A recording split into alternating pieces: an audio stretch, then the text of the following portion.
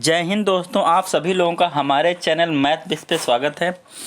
बिहार लोक सेवा आयोग की तरफ बीपीएससी ट्राई 2.0 की रिजल्ट के बारे में कुछ सूचनाएं आई हैं।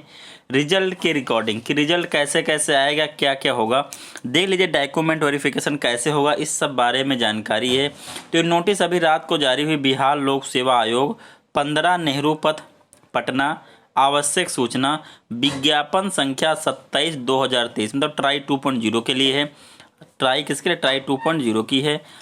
अध्यापक नियुक्ति प्रतियोगिता परीक्षा। देखिए क्या बोला गया है, कहा गया है विज्ञापन संख्या 27/2023 विद्यालय अध्यापक नियुक्ति प्रतियोगिता परीक्षा का परीक्षाफल इस शर्त के साथ प्रकाशित है कि प्रकाशन के पश्चात प्रशासकीय विभाग के द्वारा नियुक्ति हेतु काउंसलिंग के समय में ऑनलाइन आवेदन करते समय समर्पित वांछित शैक्षणिक पैशैक्षणिक अर्हता संबंधी प्रमाण पत्रों की जांच उसके मूल प्रति से की जाएगी। मतलब जो ओरिजिनल डॉक्यूमेंट जो आपने लगाया है फॉर्म भरते समय, उसकी ओरिजिनल आपको लेके जानी है, जिसमें असफल होने पर उनकी पात्रता एवं परीक्षा फल दोनों स्वतः रद्द समझी जाएंगी।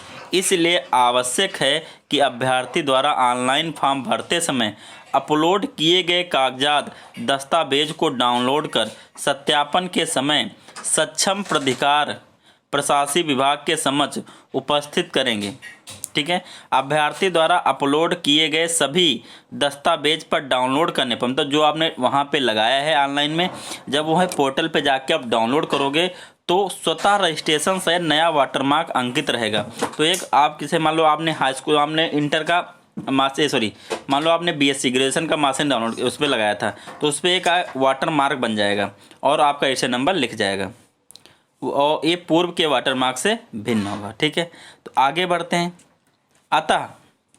अतः उक्त परीक्षा से संबंधित सशर्त रूप से सफल अभ्यर्थियों को सूचित किया जाता है कि ऑनलाइन आवेदन करते समय आयोग के पोर्टल पर अपलोड किए गए अपने सभी प्रमाण पत्रों को डाउनलोड करें, जिस पर आयोग का वाटरमार्क होगा, प्रशासकीय विभाग के द्वारा आयोजित काउंसलिंग में प्रस्तुत करेंगे। आयोग के वाटरमार्क के बिना कोई प्रमाण पत्र मान्य या स्वीकार्य नहीं होगा। कोई नया प्रमाण पत्र अपलोड कर पुनः डाउनलोड कर जमा करने की व्यवस्था मात्र संबंधित प्रशासकीय विभाग की अनुशंसा पर ही अभ्यर्थी को दी जाएगी, अन्यथा नहीं।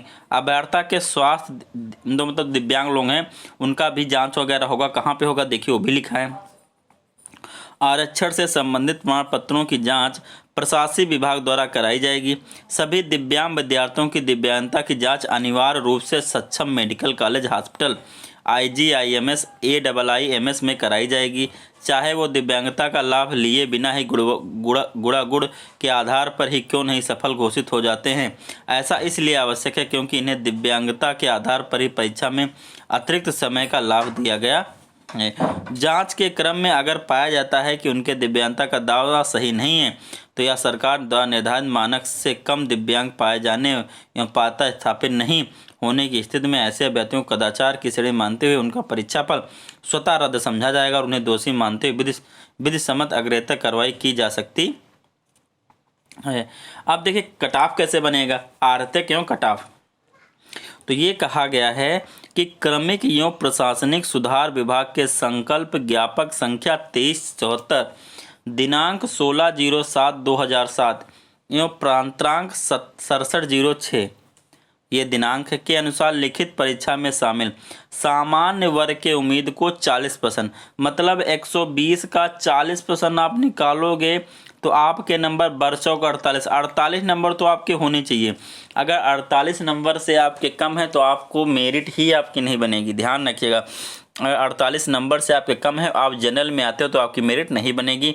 पिछड़ा वर्ग के लिए 36.5, अगर आप 120 का 36.5 निकालेंगे, किसका 120 का 36.5% अगर निकालने जाओगे तो देखिए ये 0 इससे कट जाएगा, 5 दूनी 10 होगा, 5 7 35 होगा, एक बचेगा, 5 3 15, 73 बार एक कटेगा और 6 बार एक कटेगा, 2 6 12, 6 3 18 और 6 43.80 इतने मार्क्स से अगर आपके कम हैं तो आपका कट ऑफ नहीं बनेगा। कितना? पिछड़ा वर्ग के लिए। ऐसे आगे बहुत सारे मतलब को 34% वही सब अनुसूचित जाति के लिए सब है, आप लोग निकाल लीजिएगा। स्पष्ट है कि वैसे अभ्यर्थी जिनका प्राप्तांक इस निर्धारित न्यूनतम मार्क से कम है उन्हें मेधा सूची में शामिल ही नहीं किया जा सकता है और उन्हें परीक्षा फल में सफल घोषित करने का प्रश्न ही नहीं रह जाता है। आगे देखिए, आगे क्या कहा गया है। ध्यातव्य है कि आरक्षण निम्नानुसार मेधा क्रम में सर्वप्रथम आरक्षित कोट की रिक्ति भरी जाती है। अतः यदि आरक्षित कोट की रिक्त अधिक हो और आरक्षित कोट के योग्य अभ्यर्थी की संख्या कम हो तो संभव है कि सभी आरक्षित कोट के योग्य अभ्यर्थी अनारक्षित कोट की रिक्त के विरुद्ध सफल घोषित हो जाएंगे। ऐसी इच्छित स्थिति में आरक्षित कोट की रिक्त खाली रह जाएगी, इस कारण उसमें कोई कट ऑफ नहीं हो जा सकेगा, अर्थात नॉट एप्लीकेबल रहेगा। अब यहाँ पे दिक्कत है कि ये कहा जा रहा है कि अगर मान लो आप उसके नहीं हो, रिजर्व कैटेगरी के नहीं हो, आप ओबीसी के हो, लेकिन आपके जो नंबर आ गए हैं ओबीसी के यूआर के बराबर आ गए, तो आप ये सीट ओबीसी की सीट नहीं लोगे, आप किसकी लोगे? इसकी सीट लोगे। ठीक है, ऐसा कहा गया इसमें। अगला बोला गया, साथ ही अनारक्षित कोट की अंतिम रिक्त पर यदि आरक्षित कोट के अभ्यर्थी सफल घोषित होते हैं तो उसका प्राप्तांक कट ऑफ हो जाएगा और यह प्राप्तांक उस आरक्षित कोट का न्यूनतम आवर्तक भी हो सकता है। अतः स्पष्ट आरक्षित कोट के न्यूनतम आवर्तक से कम होगा। यह भी ध्यातव्य है कि उपरोक्त विशेष परिस्थिति में आरक्षित कोट का कट ऑफ वस्तुतः आरक्षित कोट की न्यूनतम अंक ही जाने पर आरक्षित कोट के अध्यक्ष से, ये सब बकवास है, ऐसे कोई आपका मतलब नहीं है। अब मेधा क्रम या टाई ब्रेकर क्या है? देखिए, लिखित परीक्षा वस्तुनिष्ठ के कुल प्राप्तांक परंतु भाषा के क्वालिफाइंग होने के कारण इसके प्राप्तांक को छोड़कर अर्थात 120 प्रश्नों के प्राप्तांक के आधार पर आयोग द्वारा सफल अभ्यर्थियों का औपबंधिक मेधा सूची तैयार की जाएगी। उपरोक्त कुल प्राप्तांक समान होने की स्थिति में चयनित मुख्य खंड भाग 3 के अर्थात अंतिम 80 प्रश्नों के प्राप्तांक का उपयोग प्रथम टाई ब्रेकर के रूप में किया जाएगा, परंतु कक्षा 1 से 5 के मतलब पहले 80 क्वेश्चन में जिनके ज़्यादा नंबर आए हैं उनका टाई ब्रेकर। कक्षा 1 से 5 के अध्यापक के लिखित के लिए भाग 3 नहीं रहने के कारण इसके लिए टाई ब्रेकर फर्स्ट रहेगा, मतलब भाषा रहेगी इनका टाई ब्रेकर। लेकिन बाकी सब में क्या रहेगा? शुरुआत के 80% जिनके ज़्यादा सही हैं, शुरुआत के 80% जिनके ज़्यादा सही हैं। टाई ब्रेकर 1 के बाद भी समान अंक होने की स्थिति में द्वितीय टाई ब्रेकर में भाषा भाग के प्राप्तांक का उपयोग कक्षा 1 से 5 के अध्यापक किया जाएगा, परंतु अन्य कक्षाओं के अध्यापक हेतु भाषा भाग में गैर हिंदी अभ्यर्थी के लिए पाठ्यक्रम के अनुसार अलग से प्रश्न नहीं रहने के कारण सभी के लिए समान अवसर और लेवल प्लेइंग फील्ड प्रदान करने हेतु बिहार राज्य विद्यालय दंड प्रशासनिक, ये सब बकवास लिखा गया। ये सब तुम्हारा लिखा, पढ़ लेना, इसमें कोई अंतर नहीं। ठीक, वही टाई ब्रेकर सेकंड के रूप में।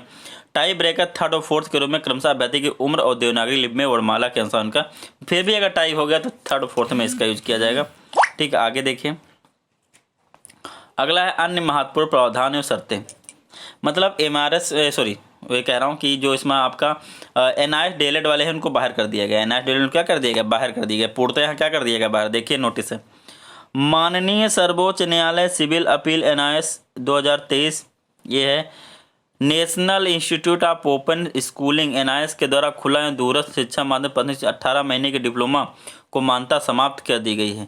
तो भैया यहाँ भी क्या कर देगी? मान्यता समाप्त कर, लेकिन लास्ट में उन्होंने एक वर्ड जोड़ दिया है, फिर भी यदि इससे संबंधित किसी अन्य मामले में माननीय सर्वोच्च न्यायालय अथवा सक्षम न्यायालय का अन्यथा आदेश पारित होता तो उसके फलाफल परीक्षाफल प्रभावित होगा। लेकिन मान लो इनको सुप्रीम कोर्ट ने क्या फिर से अंदर कर लिया तो परीक्षाफल फिर से आएगा, ऐसा इन्होंने कहा है। परीक्षा नियंत्रक ट्राई 2.0 बिहार लोक सेवा आयोग, इतना नोटिस था।